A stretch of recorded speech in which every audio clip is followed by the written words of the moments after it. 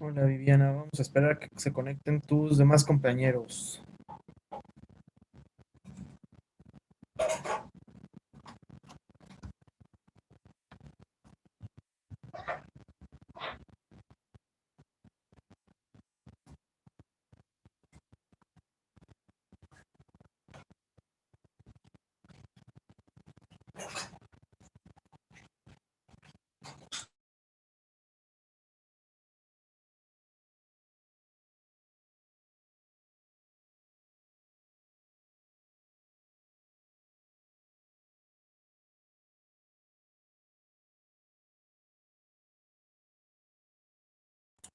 Creo que no se quieren conectar. Nada más estás tú. Entonces, si hablaste con tus compañeritos, ¿verdad? Con Diana es la que va a exponer. Y te dijeron Sí, que sí. Ok. sí, sí. Entonces, nada más ahorita para comentarlo con Diana, para que me envíe su presentación. Son sus mismos temas, ¿sale? No cambian de tema, nada más de día, para que no se vayan a confundir, por Sí, favor. está Yo no tengo bien. ningún problema, qué bueno que te dijeron que sí, para que no tengas Ujú. problemas con tus calificaciones. Ok.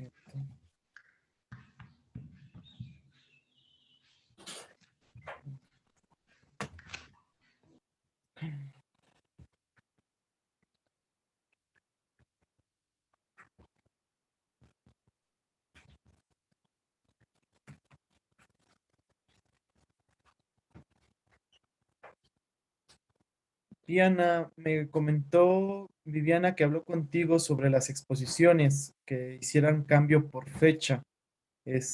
Solamente es cambio de fecha, no de tema de exposición.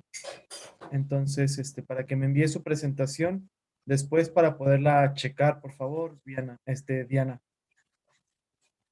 Sí, profe. Muy bien, para que no haya ningún problema.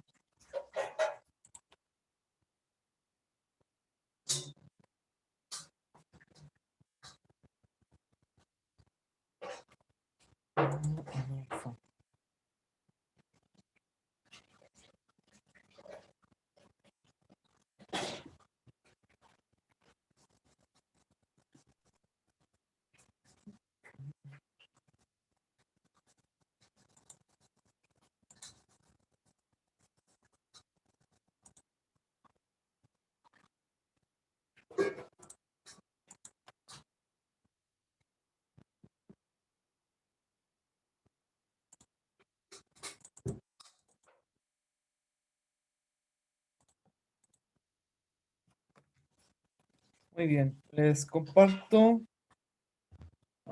Espérenme. Les comparto la presentación de una vez. Esta Diana, Grado, Adolfo, Cari. Bien. Sale, vale. Entonces vamos a continuar con la clase de la semana pasada que nos había hecho exposición Gerardo y solamente para complementar la información que nos comentó su compañero sobre los autores de la microbiología. Él nos comentó algunos, yo estoy complementando unos otros que nos habían hecho falta y que también son muy importantes sobre la microbiología, ¿sale? Entonces, vamos con los siguientes descubrimientos. Entonces, en 1889, Martinus Beijeric nos da el concepto ya como tal de virus. Y les preguntaba a las clases pasadas si los virus son vivos, muertos o no. Hay una teoría donde dice que los virus no están vivos ni tampoco no están muertos, son como seres inertes. Creo que Gerardo nos había comentado esa pequeña diferencia la otra vez. Nos mencionaba que las bacterias o los parásitos, los hongos, tienen cómo reproducirse y tienen algo que se llama ADN, es decir, el ácido desoxirribonucleico, y tienen un ARN, el ácido ribonucleico, que les sirve precisamente para una reproducción y que solitos pueden reproducirse sin ayuda de que haya alguna otra cosa o estén dentro de algún cuerpo para poderse reproducir. A comparación de los virus, no. Los virus solamente tienen ARN, ¿sale? Algunos tienen ADN, pero no funciona como reproductivo. Necesitan una célula, un cuerpo para reproducirse.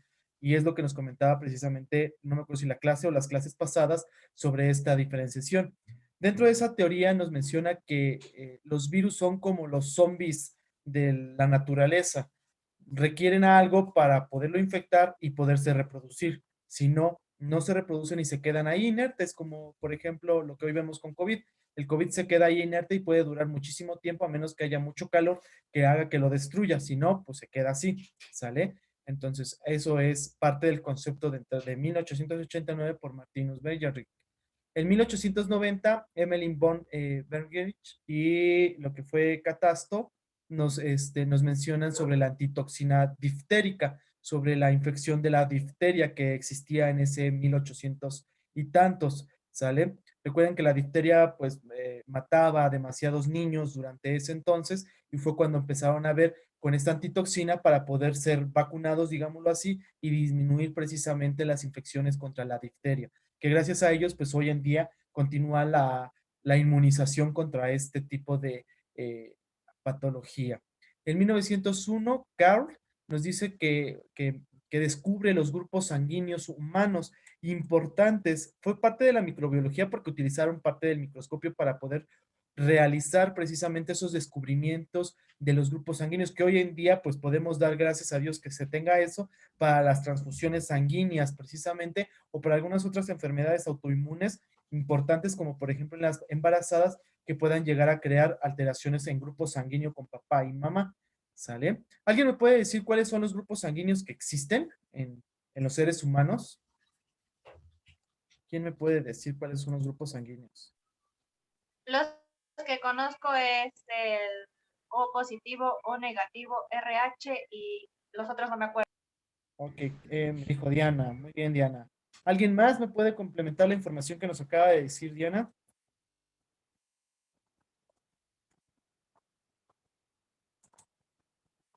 Muy bien. Acá se los puse de todos modos junto a la imagen precisamente de Carl. Los grupos sanguíneos es grupo A, B, AB y O cero, que en sí no es O, es cero. ¿Sale? Alguien nos escribió aquí en el chat. Se corta leak. Sí, ya sé, creo que todos tenemos internet y mi internet me marca inestable, no se preocupen. Entonces, grupos sanguíneos A, B, AB y O cero. ¿Sale? No lo escucho. Ah,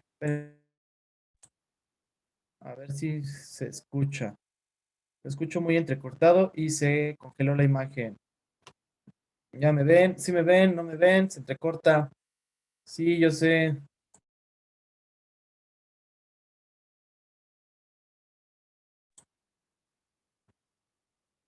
Ya lo vi. Ah, muy bien, Viviana. Bueno, entonces, grupos sanguíneos A, AB, B y cero o positivo son los grupos sanguíneos. ¿Sale? Y el RH que nos mencionaba Diana hace un momento. Pero aquí estamos. Sí, no se vayan de todos modos. El RH es cuando sale positivo o negativo, eso significa RH. Y el grupo solamente los que tenemos aquí. ¿Sale? ¿Vale? Entonces hay combinaciones A positivo, A negativo, B negativo, AB positivo o negativo y O positivo o negativo.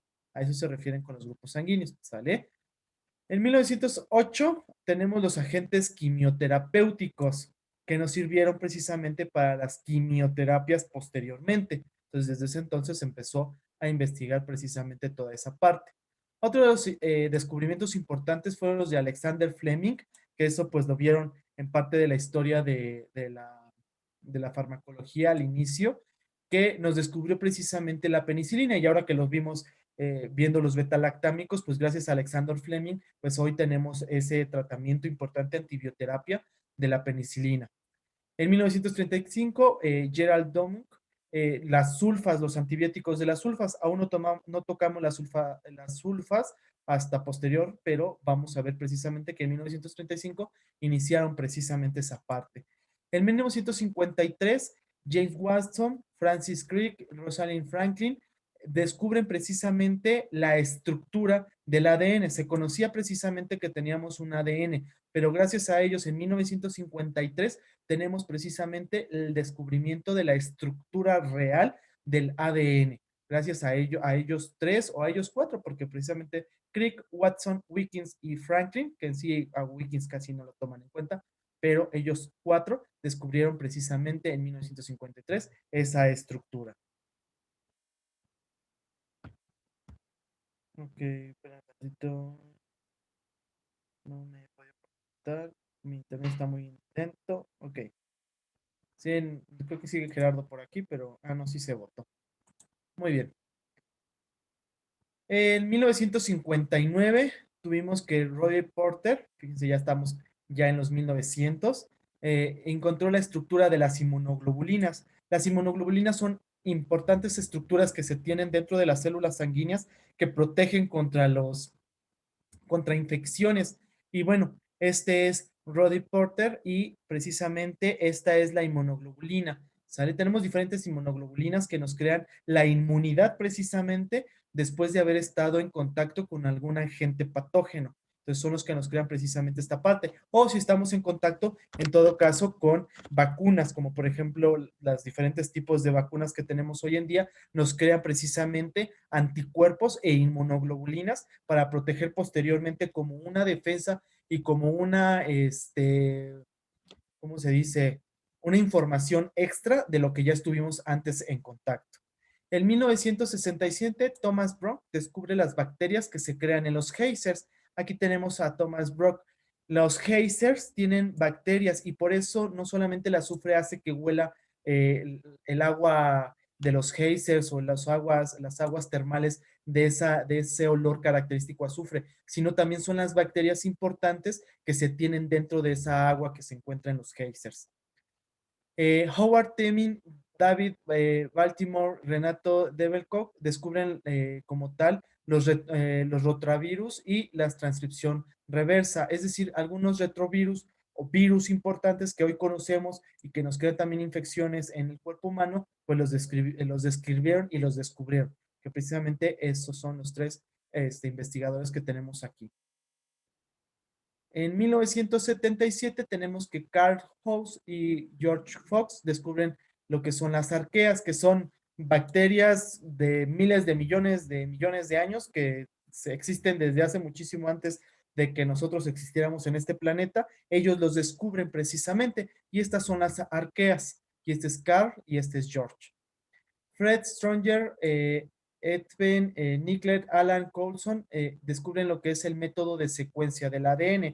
Ya habíamos dicho que en 1959 se descubre precisamente la estructura espiral del ADN, pero no fue hasta 1977 que gracias a Fred y Edwin descubren precisamente toda esta estructura importante con los aminoácidos importantes que se tienen en el ADN. Entonces ellos lo desdoblan ese ADN y lo ven junto con el microscopio ya de mayor potencia, esa secuencia importante del ADN, que todos tenemos y que en todo mundo es completamente diferente la secuencia, que hay cierta secuencia que se crea y que todos tenemos idéntico por las características como seres humanos, como minis, pero que cada uno tiene ciertas características como ojos verdes, ojos azules, el pelo café, chino, quebrado. Entonces, él descubre precisamente esta parte.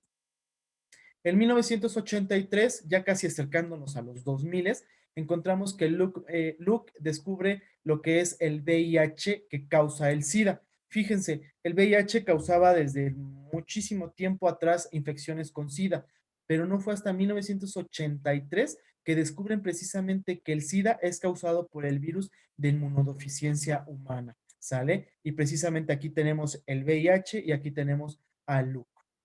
En 1985, Carl Mullis descubre la inversión de PCR y algo que nos comentaba, no me acuerdo si Gerardo, la clase pasada sobre el PCR, que es importante para dar el diagnóstico de ciertas características importantes de algunos virus, que hoy nos sirve precisamente y hoy en la pandemia nos sirve ese PCR cuando se toman las pruebas para poder descubrir qué tipo de coronavirus o de qué tipo de virus se está tratando en ese momento, ¿sale? Que es la polimerasa en reacción de cadena. Ese es el PCR que se descubrió precisamente en 1985. Imagínense, ya casi íbamos a finales de ese siglo cuando hay mayores invenciones. Digo, sin hacer de lado los inventos, los descubrimientos desde hace mucho tiempo atrás. En 1995, supongo que ya por lo menos teníamos ahí o ya habíamos nacido a lo mejor, Craig Venter y Hamilton Smith descubren la secuencia completa del genoma bacteriano. Ya se conocían las bacterias, ya se conocía que había un genoma bacteriano, pero no fue precisamente hasta 1995 que se descubrió ya como tal un genoma completo, que son precisamente todas estas tiritas que encontramos aquí, como cromosomas que tienen precisamente las bacterias. Y hasta 1999, pues toda la secuencia completa de un genoma humano completo, ¿sale? Ya conocíamos los genomas, pero hasta 1999 se crea precisamente, y es cuando tienen auge algunas especialidades importantes como la genética, ¿sale? La genética es importante precisamente para los genomas, no solamente bacterianos, sino pues hoy en día para descubrir enfermedades que pueden ser hereditarias y genéticas y que se pueden en algún momento hasta corregir o modificar, porque ya hay modificaciones genómicas que yo creo que por lo menos hemos escuchado en algún momento de nuestras vidas, ¿sale?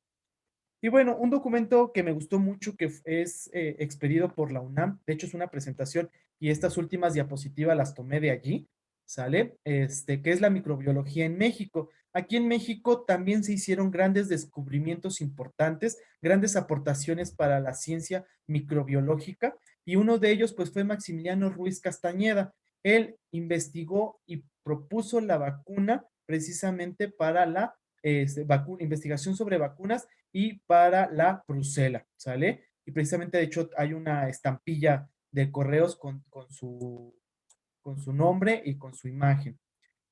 Otro descubrimiento y otro investigador importante mexicano fue Fernando Latapi y Antonio González Ochoa, donde hicieron precisamente parte de la microbiología médica, ¿sale? De hecho, hay libros de microbiología con su nombre.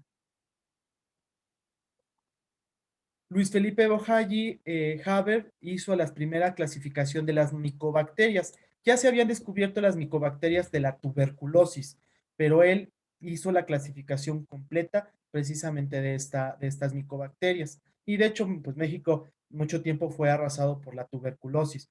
Hoy en día México tiene la cobertura mayor de vacunas contra la tuberculosis. Entonces, de hecho, no está extendida la tuberculosis porque todavía existe, pero ya se encuentra muchísimo más controlada, casi a punto de decir ya no hay tuberculosis.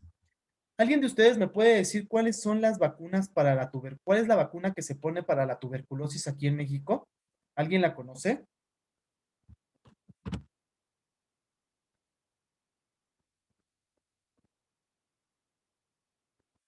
¿Alguien me puede decir? Sí, profe. ¿Quién? A ver, Gerardo. ¿Cuál es Gerardo Vianey? La tuberculosis es una enfermedad que ataca principalmente las vías aéreas altas y bajas. Si no se lleva un tratamiento adecuado puede ser fatal. En las mayorías de las veces de las personas que no se lo tratan terminan en muerte. ¿Pero y cuál es la vacuna, Gerardo?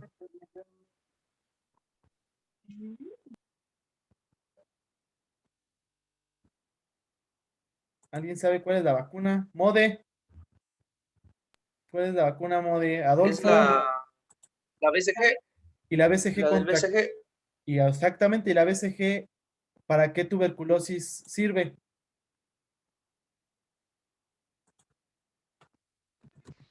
No es la que le ponen a los recién nacidos, es la única, ¿no? Es única. Es dosis única, 0.5 mililitros, se les pone en el bracito y de hecho se hace una ámpula. Y si nosotros tenemos la BCG, tenemos ya nuestra huellita, nuestra cicatriz de esa ámpula que se nos puso. Pero ¿para qué Es la tuberculosis marca del protege? mexicano. ¿Ande? Es la que dicen que es la marca del mexicano, ¿no? Sí, pero es muy válida. Por ejemplo, en Estados Unidos no tiene. He tenido pacientes de Estados Unidos y ellos no tienen BCG y cuando llegan aquí hay que ponerle la BCG porque aquí todavía hay tuberculosis. Y la tuberculosis con la que protege no es la que nos dijo Gerardo, que es la tuberculosis que afecta precisamente a pulmón, que es la más frecuente. La tuberculosis con la que protege es la tuberculosis meningea, ¿sale? La que afecta precisamente el sistema nervioso central y que nos crea muerte posteriormente o secuelas de esta tuberculosis meningea. Digo, por eso se las debemos de poner a nuestros pacientes que llegan de Estados Unidos a cualquier edad se puede poner, ¿sale? El caso es que la tengan precisamente. Digo, en Estados Unidos ese esquema de BCG no existe, ¿sale? Muy bien, otras investigaciones dentro de México tenemos a Valeria Sousa, que fueron estudios de las 4 ciénegas, que precisamente también por bacterias importantes que se encuentran dentro de eso. Y bueno, casi por último tenemos a Francisco G. Bolívar Zapata con una clonación de proteínas humanas. Entonces, aquí, bueno, una ingeniería genética con conjunto de métodos y herramientas que permiten la manipulación in vitro de la edición molecular de la materia, del material genético de los organismos vivos. Entonces, México no se queda atrás con las investigaciones, no solamente en el mundo hay investigaciones de microbiología, sino también aquí en México hemos tenido grandes descubrimientos hablando de la medicina o hablando prácticamente de la microbiología. Entonces, México también aporta bastantes cosas importantes, ¿sale? Sobre todo en los institutos que pues tenemos. Y bueno, esto creo que ya se los había colocado en la plataforma. Aquí está la bibliografía de los cuales yo saqué los documentos. Muy bien. ¿Dudas, preguntas hasta el momento, chicos? Muy bien, entonces vamos con la siguiente clase. Le toca también exponer este, a Enriqueta, pero antes de que exponga, vamos a presentar la siguiente clase. Les había comentado, bueno, les dejé de tarea sobre los conceptos básicos epidemiológicos que ya habíamos visto en epidemiología precisamente, y les dejé de tarea que me hicieran ejemplos, ¿sale? Yo también hice mi propio ejemplo. No voy a comentar sus ejemplos, porque todavía no los he leído, sinceramente, pero espero que hayan hecho la tareita. Entonces, vamos a iniciar. El ejemplo que yo agarré fue el más actual. Vamos a dar una clase un poquito general de COVID-19. Ese es mi ejemplo de epidemiología que yo tomé. Y muy bien, vamos a ir por orden. Mode, ¿me puede decir cuál es la definición de epidemiología?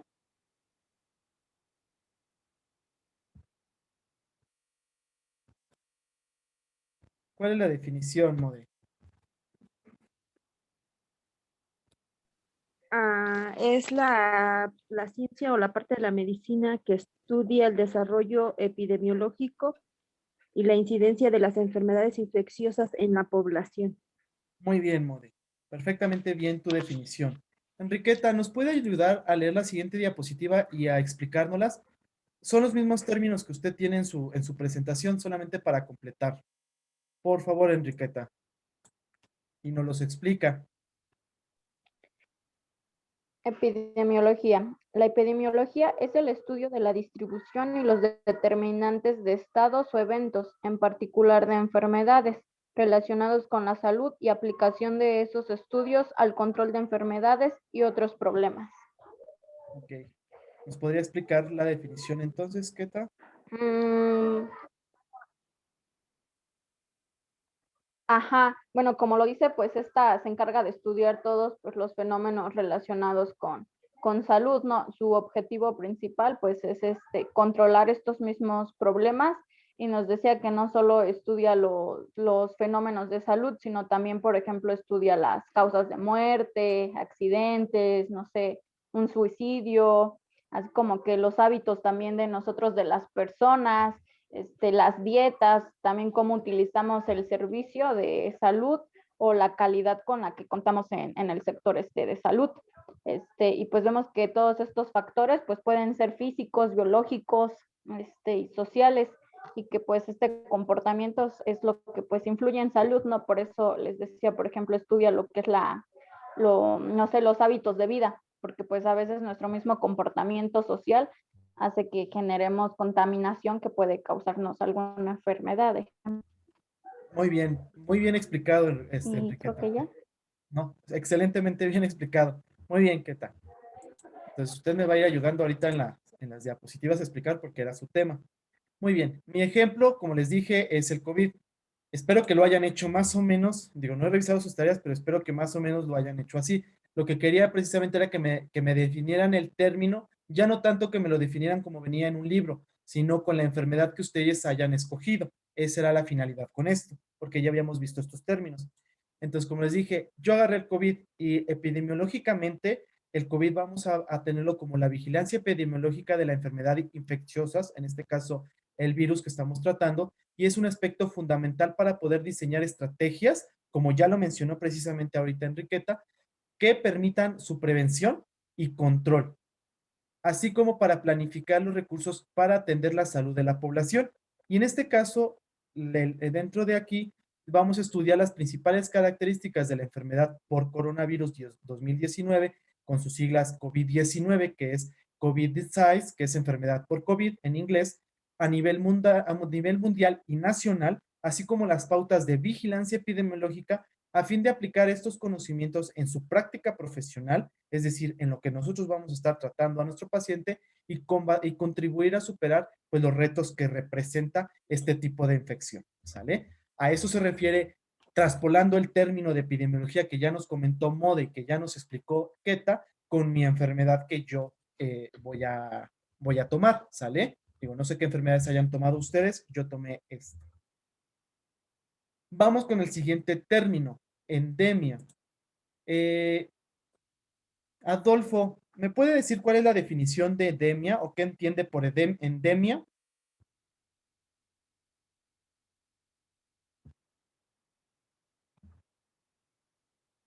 Adolfo. Mande. ¿Cuál es la definición de endemia?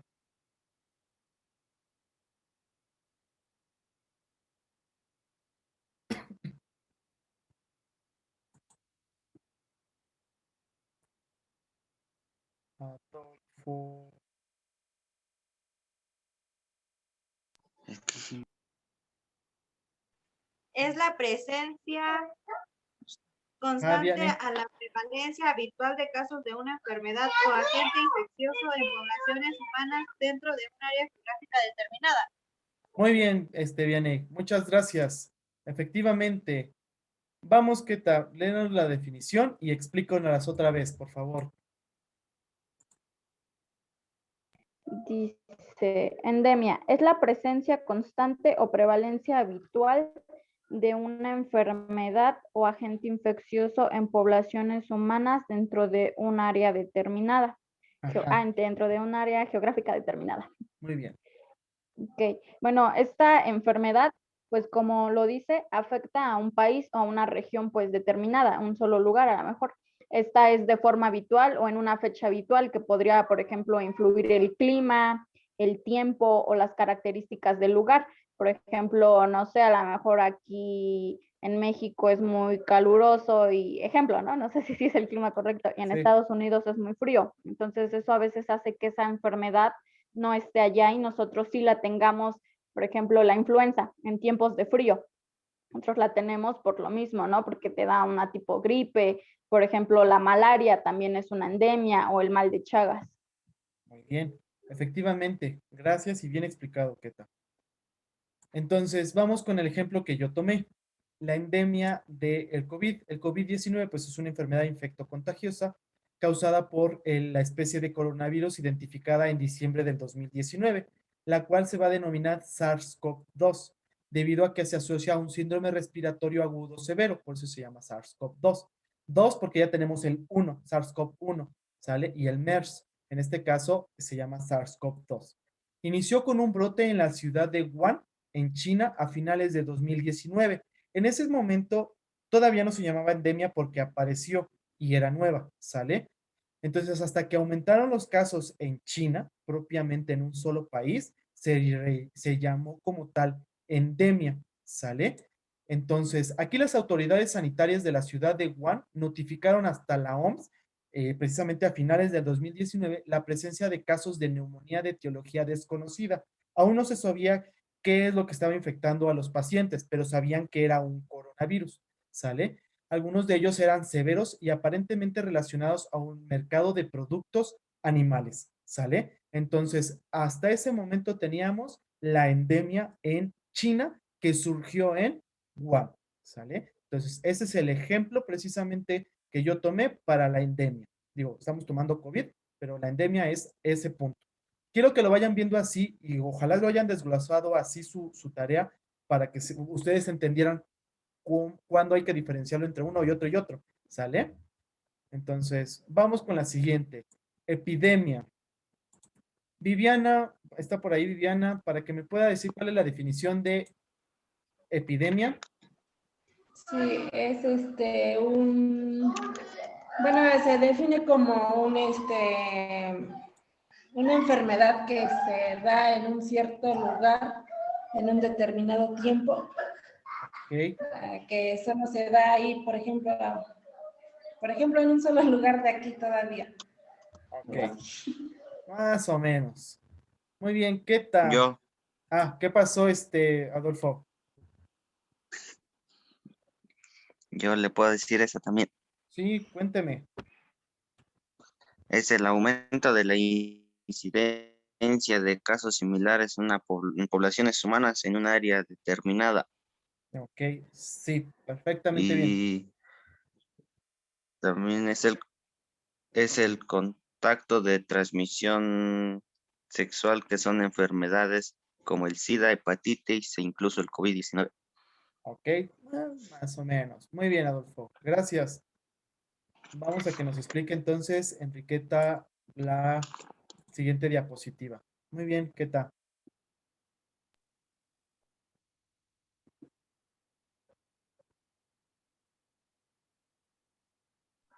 Epidemia es el aumento de la incidencia de casos similares en poblaciones humanas en un área geográfica.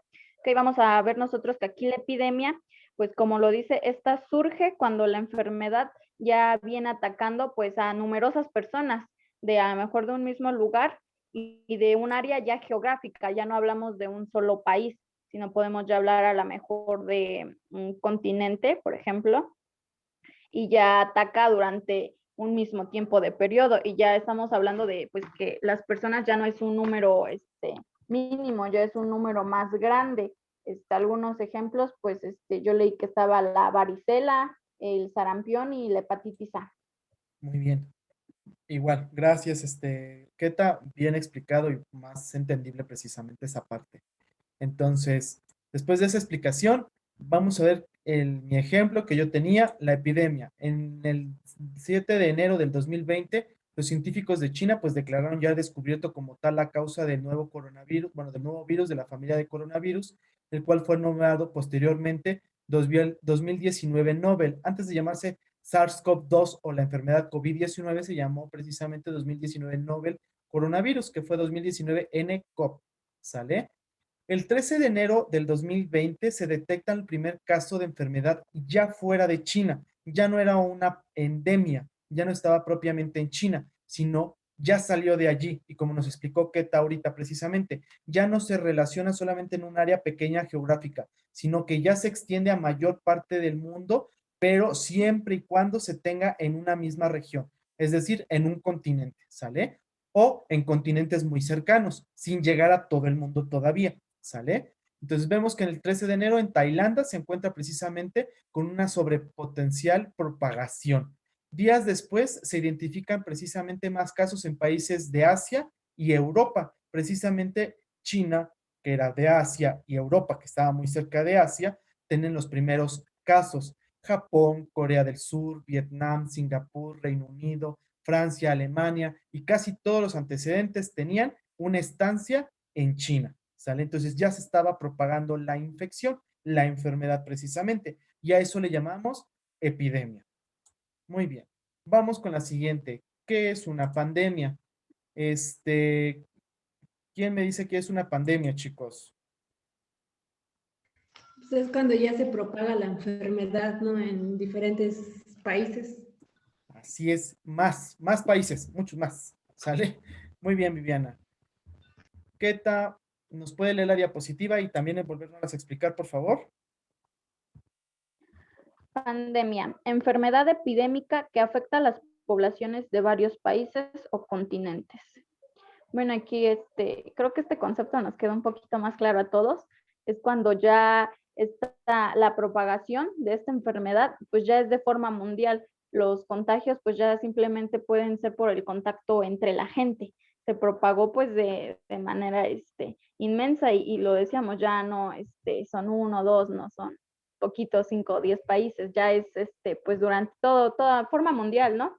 Así es. Y por Muy- ejemplo, hemos tenido la influenza o pues ahorita el COVID, pues decíamos es lo más reciente. También estuvo lo del VIH-Sida. O sea, fueron pandemias mundiales.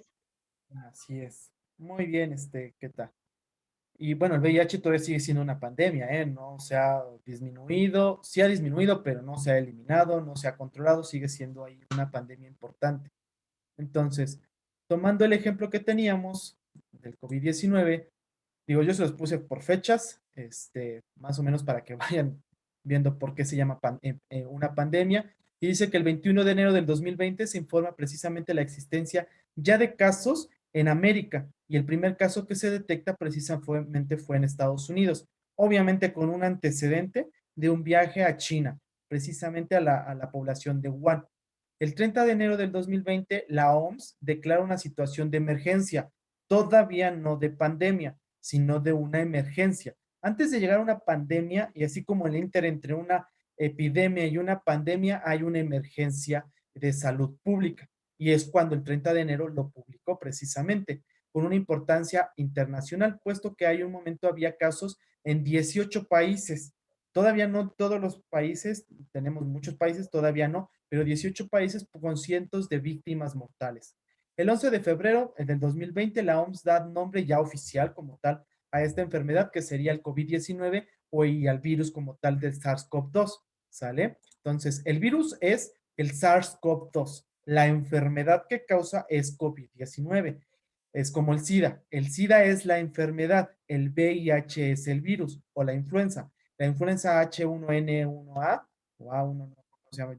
Se apellida, es el virus y la influenza es la enfermedad, ¿sale?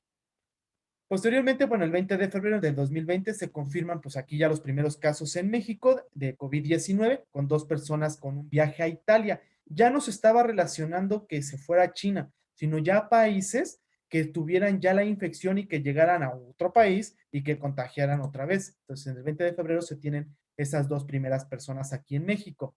Y hasta el 11 de marzo, imagínense, el COVID empezó como a finales, principios de noviembre, finales de diciembre. Entonces, diciembre, enero, febrero, marzo, hasta marzo, mediados de marzo, la OMS caracteriza como ya una pandemia a la infección por SARS-CoV-2, ¿sale? Debido a que ya había más de 11,000, más de 118,000 casos en 114 países, fíjense, de enero que, perdón, de a finales de febrero de enero que teníamos 18 países hasta casi principios de febrero ya 114 países con esta infección y con ya un número de muertos de 4,291, ¿sale? Que ahora ya suman muchísimos hasta este momento. Entonces, hasta el 11 de marzo teníamos ya la pandemia, ¿sale?